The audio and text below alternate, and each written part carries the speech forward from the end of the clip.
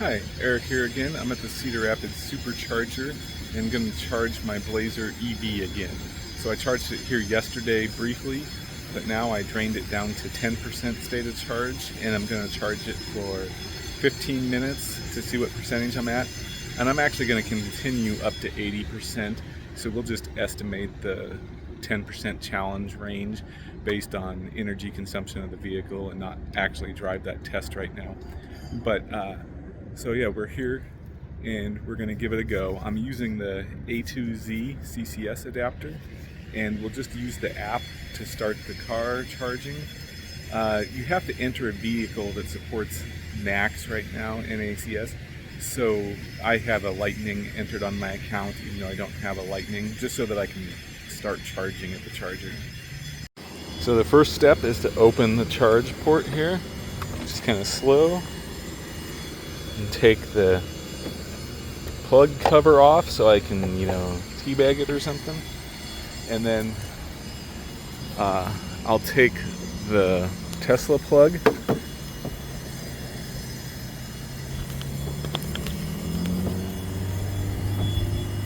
and I'll attach it to the adapter. I'll plug it in. And now you see the problem with the vehicle. I need to move it forward a few inches. Okay, I was able to stretch it actually, but plugging it in, make sure both adapters are clicked. And now I'm going to cut over to the Tesla app. So I'm here inside the Tesla app. I'll do Find Charger, Cedar Rapids, Iowa. Charge here. And the stall is 2C, start charging. It says plug in adapter. I already did that. You can plug it in first like I did. And starting charge should take about 20 seconds. And there it started. So it shows the battery's at 11%. The car said I'd arrive at 10, so it's probably rounding in between slightly. I'm going to start the timer.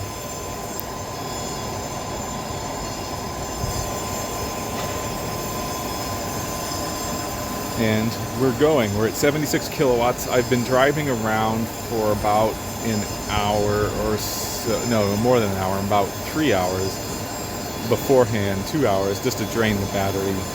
And I was running the preheating. Not that it does anything in this vehicle, I think, if it's not like super cold, but it was running preheating. I'm gonna just let this record the whole test actually, so we can do the 15% challenge just using my phone video screen. So that way I have the charging curve captured, which is why I wanted to take it to 80%. So I'm just going to let it run. I'll add some commentary after the charging curve.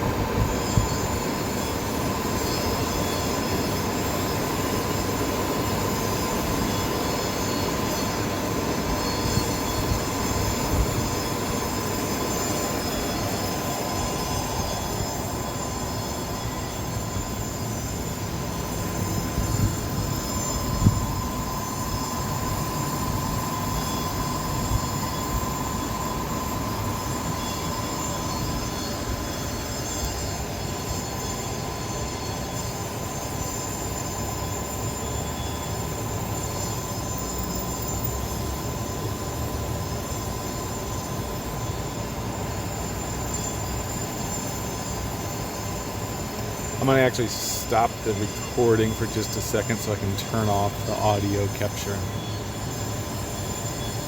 Well, on second thought, I'll just let it run.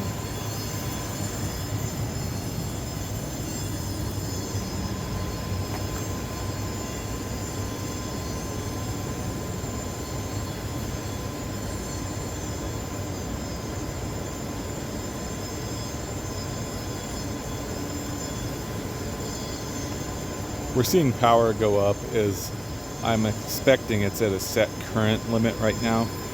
So whatever 152 kilowatts amounts to. And you'll see it slowly creep up as the voltage goes up on the battery pack until it thermally limits.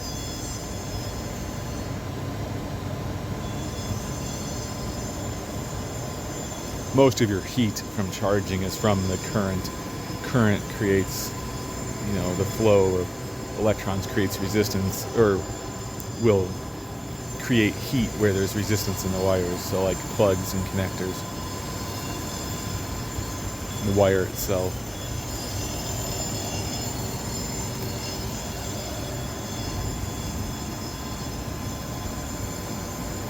Technically, current is the flow of holes, which are the absence of electrons.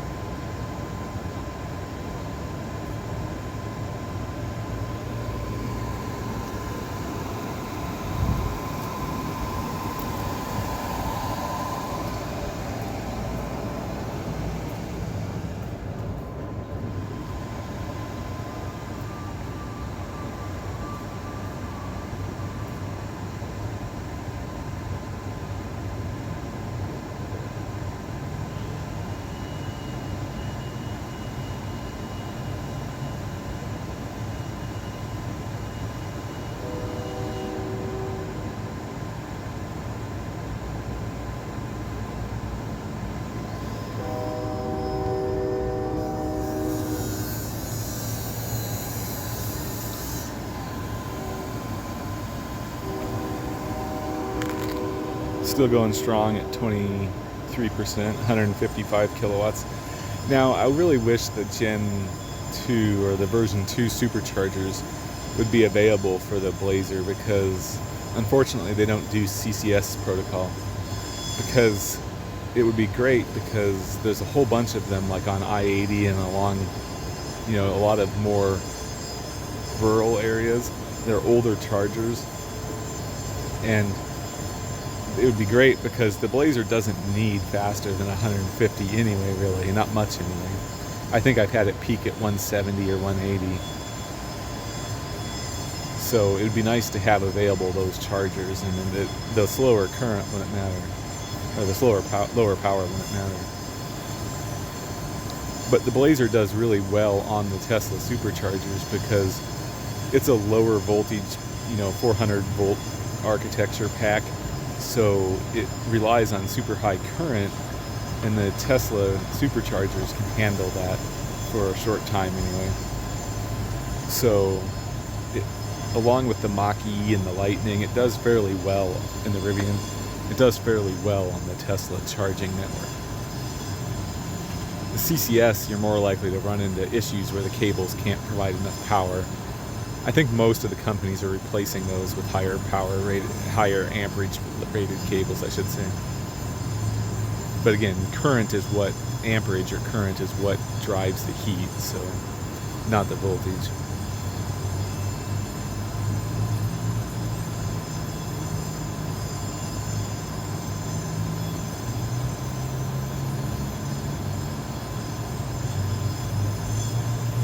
Okay, we're just starting to drop below 150 kilowatts.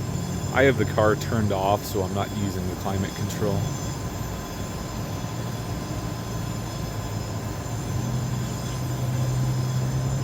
But I kind of want to see how this car behaves. I think it's a little slower than like Tesla. It might be a little more thermally limited.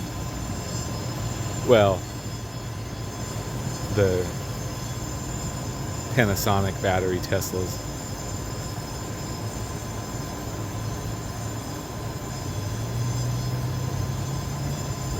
I'm wondering if it's going to slow down at about 10 minutes here. I'll check the temperature of the adapter. The adapter is just lukewarm. There's a few hot spots, so it could start thermally limiting. But it's really important on these adapters to not get a cheap one. Get like an A to Z or something else with thermal controls. I wouldn't trust like third-party sellers on Amazon to accurately list whether or not the thing has thermal controls. They'll lie and say whatever, so I would just buy a name brand adapter from a brand you trust. Find some reviews of specific adapters. The A to Z one has been highly recommended, so, and it's not disappointed so far. Sorry, the construction noise in the background here.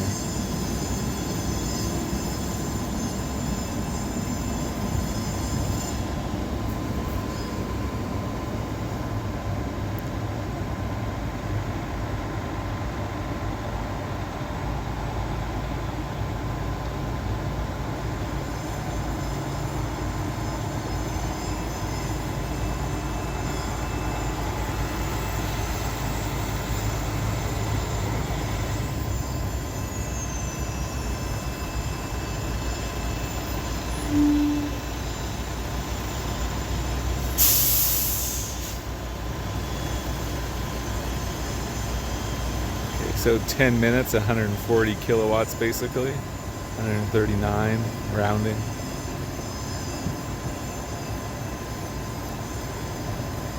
We're at 34%.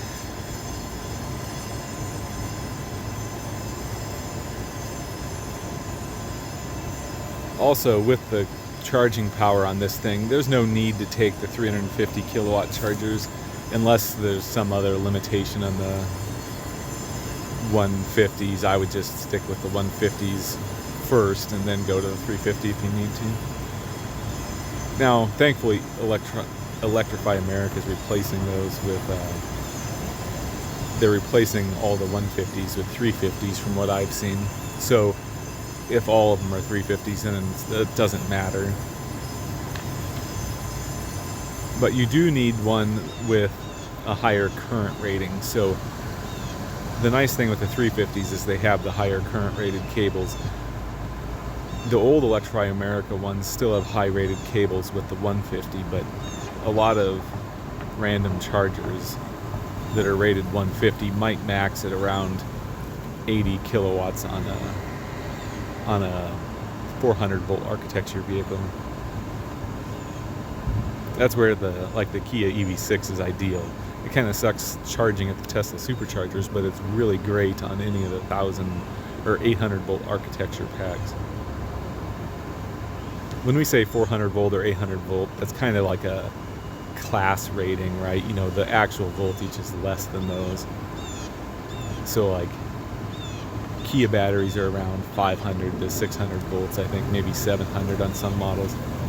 And the Tesla is 3 something, or the Blazer is 300 something.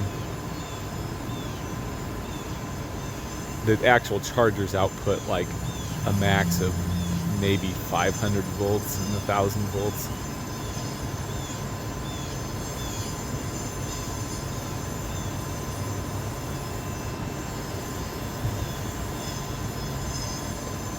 So we're still at 125 kilowatts. It's slower than I'd care for, but it's not bad. We'll take note of the charge at 15 minutes because that would be the 15% challenge. But I want to charge up to 80% because this is how I'm going to road trip this thing. I'll drive it 10 to 80% most likely, depending on what the charge curve looks like. But driving west on I-80, I have a lot of spots where I have to drive it as far as I can. And currently, there's between like Ogallala and Cheyenne, there's 2 CCS chargers, but both of them are garbage. They're like those, I don't know, Tritium or something. I don't know the brand name, but they're just garbage and they don't work well. And if they do work, they're 50 kilowatts. so it's slow anyway. So on that stretch, it's 166 miles. You know, I'd usually be driving 80 miles an hour. I might actually have to drive slower than 80 to make that.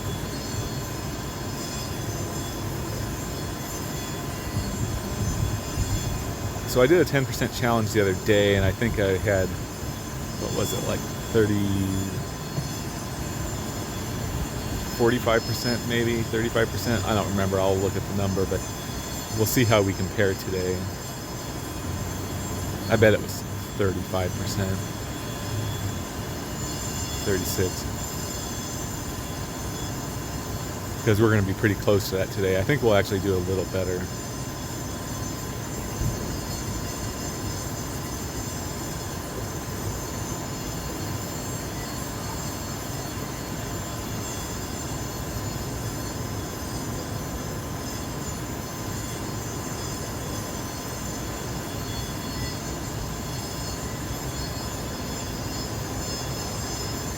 But it'll be really close. And that was at a 350 kilowatt charger on Electrify America. I'm kind of hoping this charger holds the charge longer.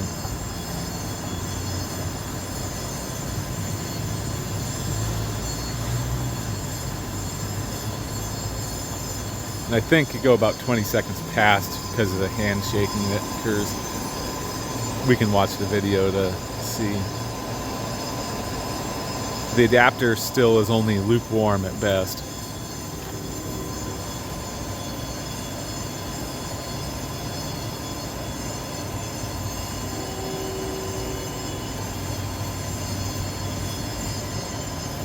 So there we go, basically the same as last time, 46%. I think that's almost exactly the same, 34.68 kilowatt hours.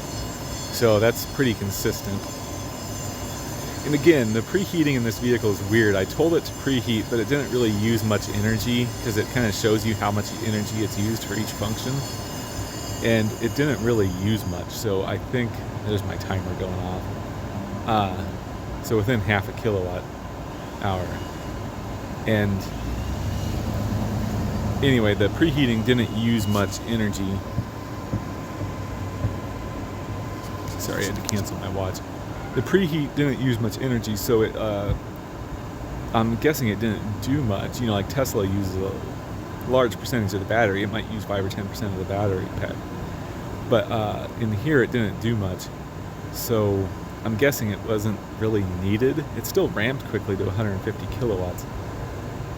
My hunch is that that will work when it's cold.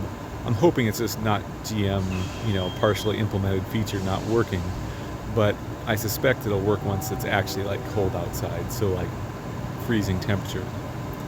So otherwise, I'm not sure.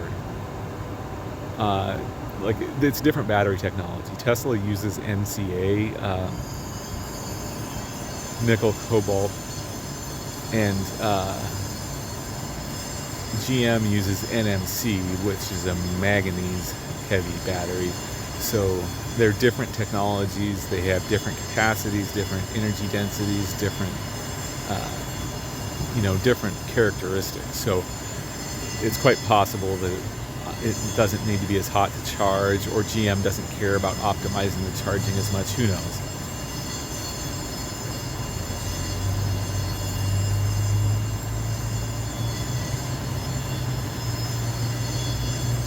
So we're still at 106 kilowatts at 50%. I'll have to check my charging curves on the Tesla later.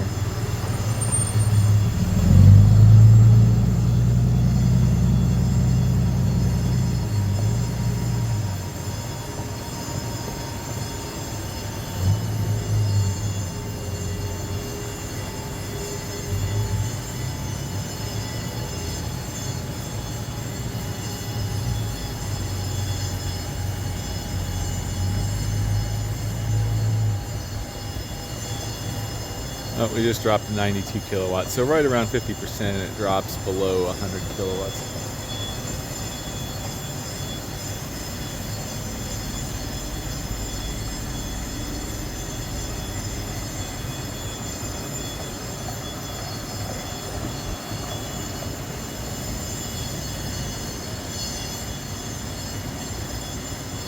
guessing this will take another 20 minutes or so. I guess it probably says in the vehicle.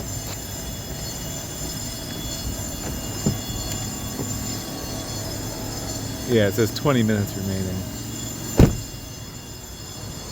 So basically 10 to 50% takes, well, I guess it'll be like 10 to 53 or 4% takes 20 minutes, and 54 to 80% takes 20 minutes.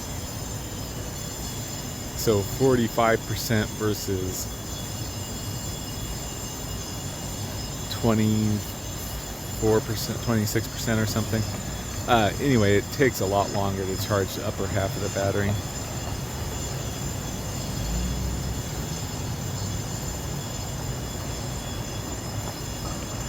Now it's worth noting, even at 50%, I have, up to maybe 150 miles of real world range. This thing I actually get close to the real world range. Now at 75, 80 miles per hour, it might be more like 2.4 miles per kilowatt hour. So we have over 40 kilowatt hours added. So if I wanted to drop it back to 10%, you're still looking at over 100 miles real world range at highway speeds. So that would be the next Supercharger, right? They're usually about 100 miles apart or less.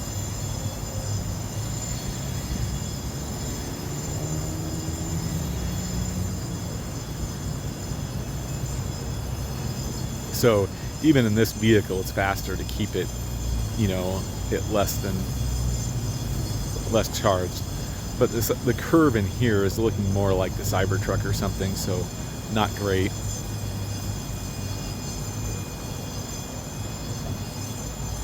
Drop pretty fast after 50% there.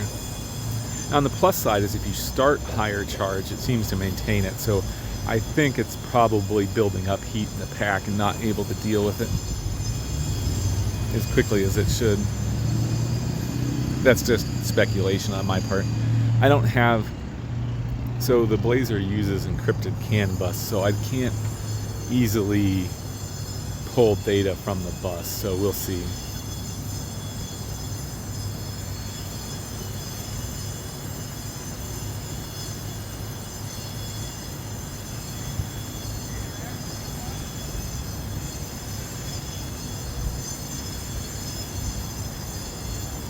I'm getting a hunch that I'd probably likely try to drive it in the range of 10 to 60%, which might be doable in here since it has a little more range than my Model 3. Actually, significantly more range, but it has a much bigger battery than my Model 3 does too.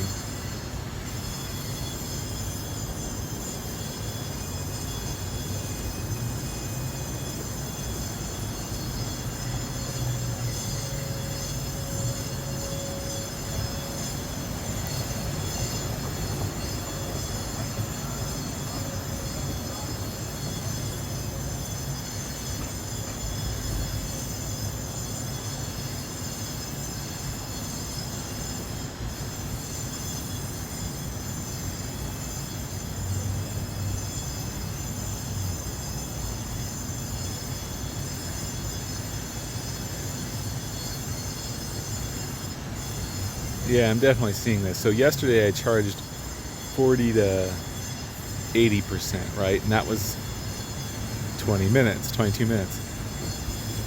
And today I'm charging 10 to 80%. And it went 22 minutes before the battery really slowed down here. Now we're at 48 kilowatts. So this vehicle was a buyback for slow charging, and I'm guessing that might be what it was. Someone had expectations of, EVs being much faster, and this was in California, so the buyback restrictions are much lighter than other states. So, you can basically just not like the vehicle there, and they'll buy it back. And I'm guessing that's what happened in this case. So it charges about 20 minutes really strong, and then slows down. And it slows down significantly. So, like I said, it's down to Bolt speeds now. So, ideally driving it so you don't charge more than 20 minutes at a time would be perfect, I think. And what I look forward to testing on this vehicle is back-to-back charging in the same day, which I'm not going to be able to test today because I have to be to work in half an hour, a little over half an hour. So we'll just give it, I'll top it off to 80% and then go.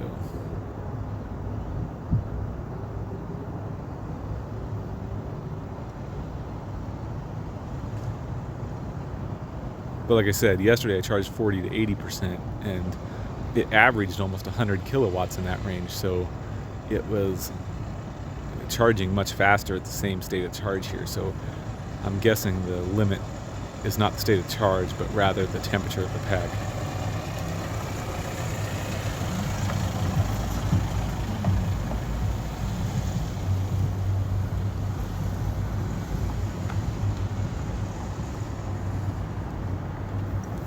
Or it could be the plug too, but the plug doesn't feel particularly hot. It could get hot inside. Tesla just pulled up here, so see if they complain.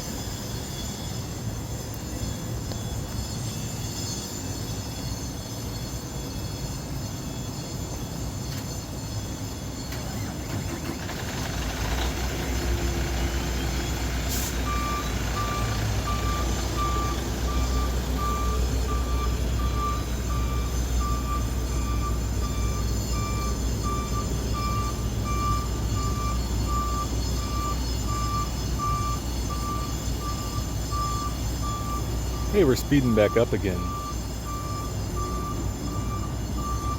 Not significantly, but I'll take it.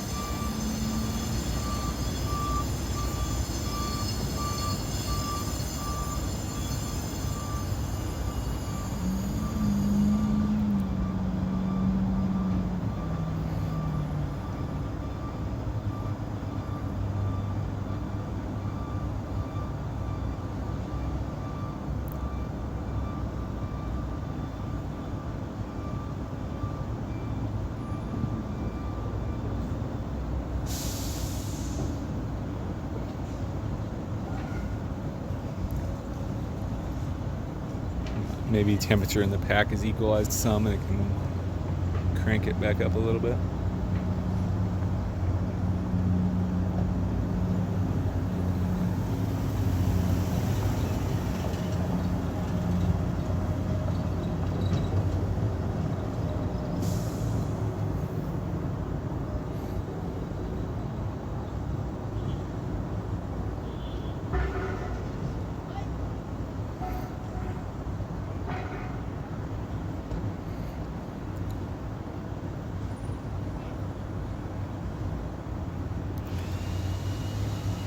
So yeah, it's a very interesting point to make with this vehicle is that it very much appears dependent on how long you charge more than the state of charge.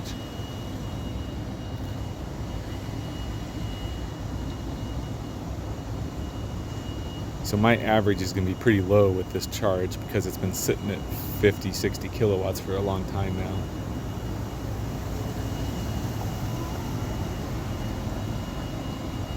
should have about 12 minutes left. Let me check what the car says.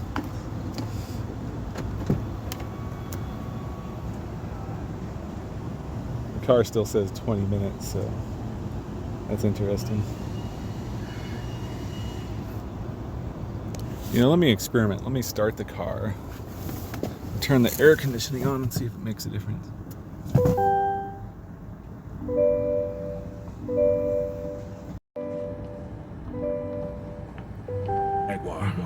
Valkyrie is still in space dock, so we'll need to borrow a ship again.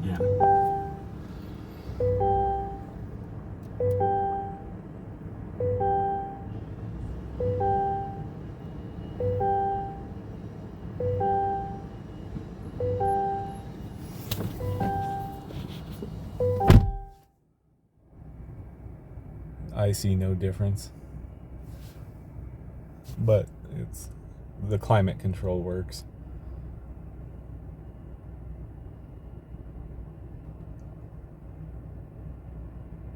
Go to the charging screen. You can't see this, I know.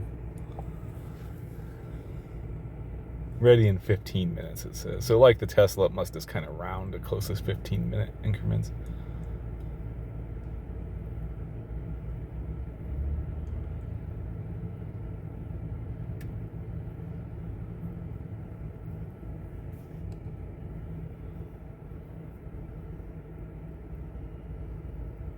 The dashboard shows me the current charging power too if I start it. It says 62 kilowatts.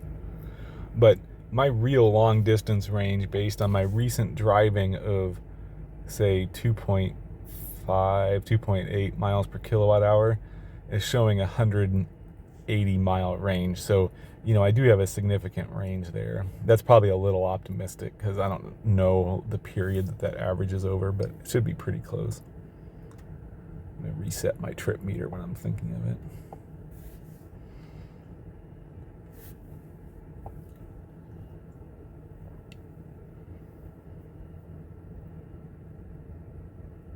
Up to 65 kilowatts, so cranking back up.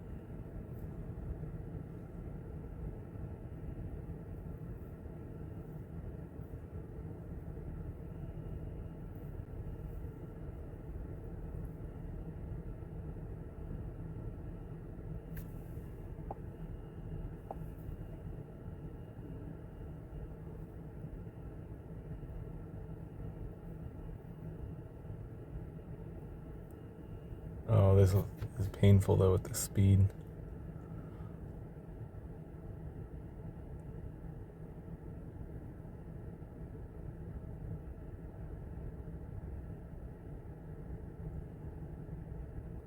I imagine this is what a 4680 Model Y feels like. Except this actually held power for quite a while, up until 50%. So as long as you go within 20 minutes, you're okay, I think. That's my plan going forward, except for the rare case I have to charge up above that.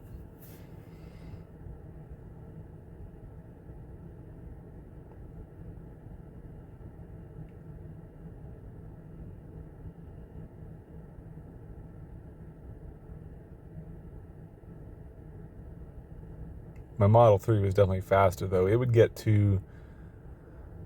Now, granted, it had a smaller battery, but it would get to 90% in about 35 minutes, depending.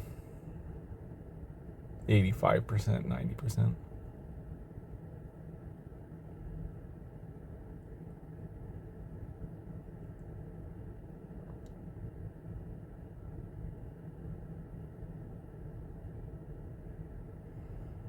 Yeah, 15 minutes, 20 minutes. I have at most 20 minutes before I have to leave for work, so we'll see.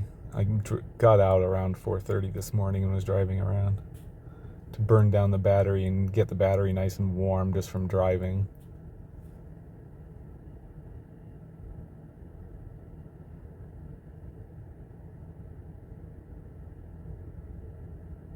Oh, we're back up 71 kilowatts. That's a big improvement versus 50.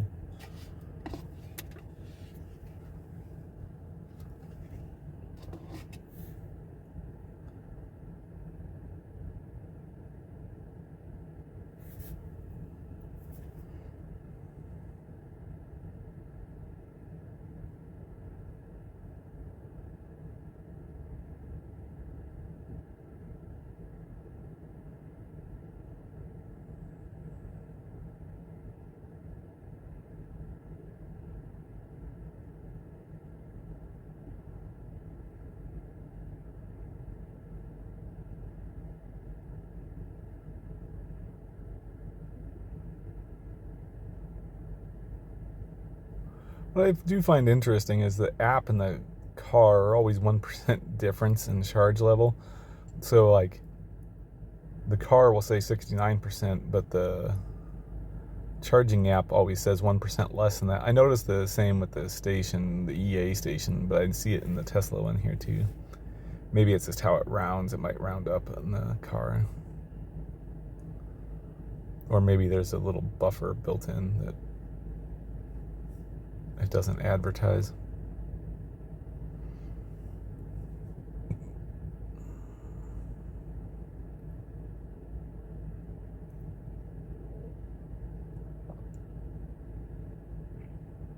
Yeah, right after the app turned to 69%, the car turned to 70% within about 3 seconds.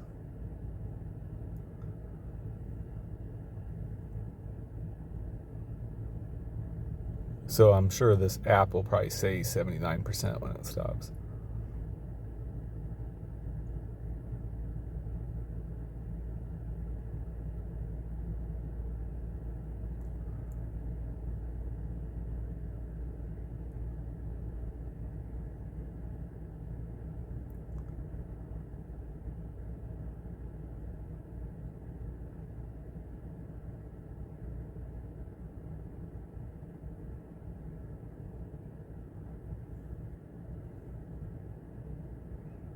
We're back up to almost 80 kilowatts now. That's funny. It must be thermal then.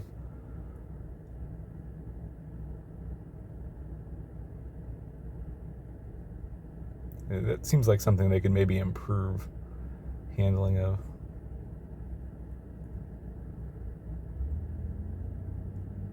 It seems like it's optimized for about 20-minute charge, and then longer than that, you just gotta sit.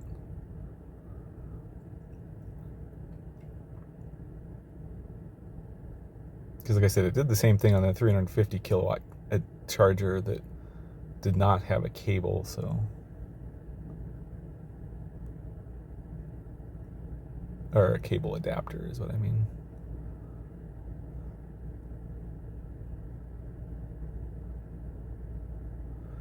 So we're losing about 2 kilowatts, and it's probably the AC 1.5 to 2, I bet, that the dash shows that we're getting 76 kilowatts into the battery, and the app shows 78 kilowatts is being delivered.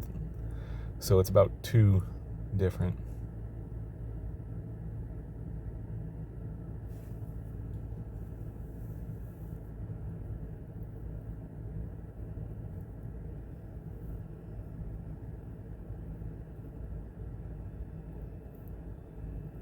Still says ready in 15 minutes, but that doesn't seem accurate because we only have 7% to go. Oh, it just switched to 5 minutes. Right after I said that. And that's probably because this charge rate picked back up from 50 kilowatts. So yeah, it's basically going to be 40 minutes to get to 80%. And that 80% is a real 226 mile range at medium speeds. If you're driving if you're driving like 75 to 80, it's probably more like 180, 200 miles range. So it's pretty comparable to my 3 for charging, actually. So that's not too bad. My 3, the range was down quite a bit on it. It was down 10% already. And also, it's just on the older 3s, they got nowhere near EPA. Unless you drove the EPA test, you got nowhere near EPA. So like as soon as you drove like 70 miles an hour, it was always much worse than EPA.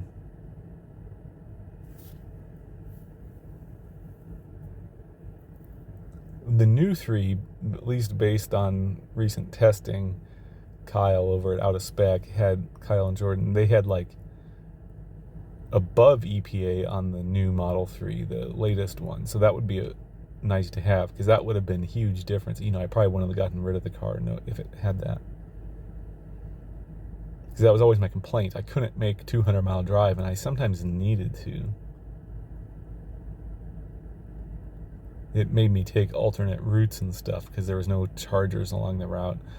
And now it's not as big of a problem because I had updated it so it had CCS connector adapter, and there was a few CCS on those routes, so it would have been fine, but I didn't have that CCS before, and there weren't CCS along the route, so it was kind of problematic.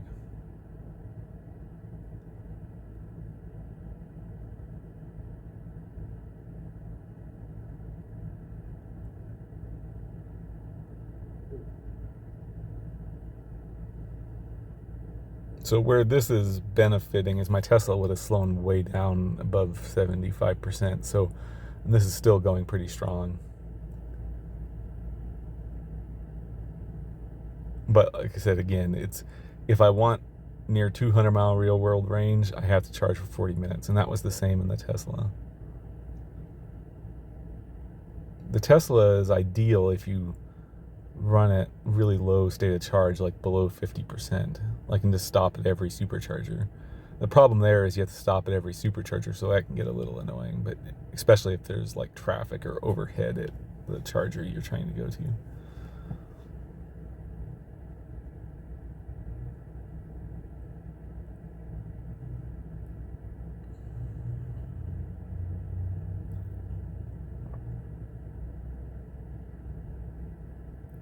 Looks like I'm going to get to work just on time. It's flexible when I get there.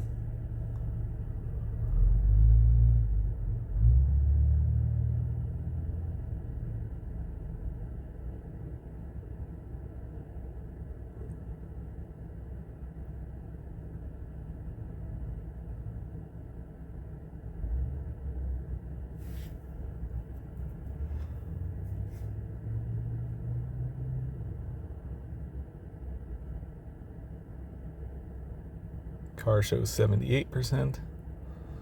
The app shows 77.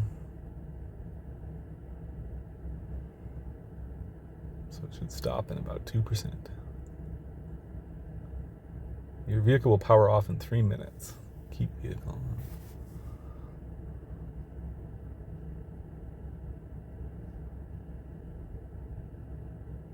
It has a timer to shut itself off automatically so it doesn't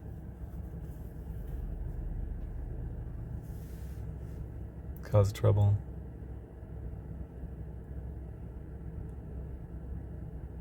So you don't forget your vehicle on. Like Tesla, it has an auto on feature. You just get in it and put your foot on the brake and it starts. But when you get out, it'll shut off automatically when you open the door. But if you get back in and turn it on, it'll only let it run for so long before it'll shut off again. The max I've seen to leave it on is an hour, which might be a problem if you like to camp in your vehicle, but that's a story for a different day. So 79%. This will stop any second now. I don't know if it'll stop right when it hits 80% or like partway through. We'll find out.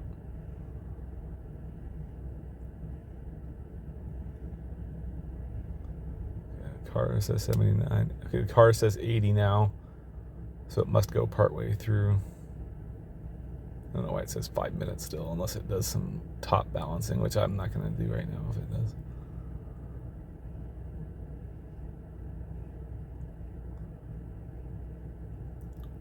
There it stopped.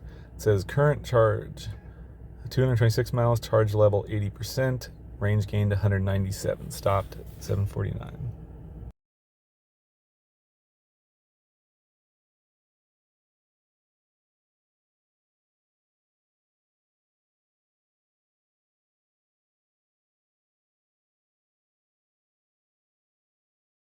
All right, that was supercharging at the Cedar Rapids, Iowa Supercharger.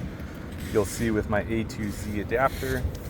And I wanted to show you that this is not a magic dock. So this is live. Cable is just lukewarm. And then to take it out, you gotta pull it out there. And I'm gonna have to set the phone down because that plug is tight. To get the adapter out, you kind of have to wiggle the connector a little bit. You might have to push it in a little bit and pull it back out just to make sure that the locking mechanism is working correctly. So with that, Make sure you put your little tea bag back here and push the button, and it very slowly closes. The adapter is warm, but not hot.